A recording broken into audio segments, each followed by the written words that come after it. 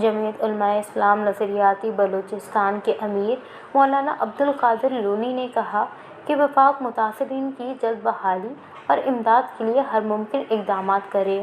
بدقسمتی سے ملک میں امداد ہمیشہ کرپشن کی نذر ہو جاتی ہے اور متاثرین محروم رہ جاتے ہیں۔ سیلاب سے پورے بلوچستان میں بڑے پیمانے پر تباہی ہوئی ہے۔ آج بھی ہزاروں خاندان بے گھر اور بے چھت آسمان تلے بیٹھے ہیں۔ نہ خوراک اور نہ علاج کے لیے ادویات مہیا ہیں۔ سینکڑوں لوگ اب بھی لاپتہ ہیں۔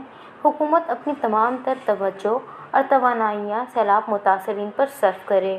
بلوچستان بحران در بحران مشکل صورتحال سے دوچار ہے۔ تمام علاقے آفت زدہ ہیں۔ سیلابی ریلوں سے پل اور سڑکیں منہدم ہو چکی ہیں۔ اشیاء خورد و نوش کی قلت کے باعث قیمتیں آسمان تک پہنچ چکی۔ انہوں نے کہا کہ بلوچستان کو آفت زدہ قرار دے کر وفاقی حکومت فوری امداد کا اعلان کرے اور وزیر اعظم متاثرین کے لیے کیے گئے اعلانات کو عملی جامہ پہنائے۔ انہوں نے مزید کہا کہ بلوچستان کا انحصار زراعت اور مال مویشی پر ہے اور وہ سب سے زیادہ متاثر ہو چکا ہے۔ لوگوں کے نقصانات کے ازالے اور ان کی بحالی کے لیے ہر ممکن اقدامات اٹھائیں۔ لاکھوں ایکڑ زرعی اراضیوں پر کھڑی فصلیں بارشوں سے تباہ ہوئیں۔ کئی اضلاع میں بارشوں سے باغات اور زراعت کی تباہی سے، مال مویشی کی ہلاکت سے زمینداروں اور مالداروں کو لاکھوں کروڑوں کے نقصانات اٹھانے پڑے ہیں۔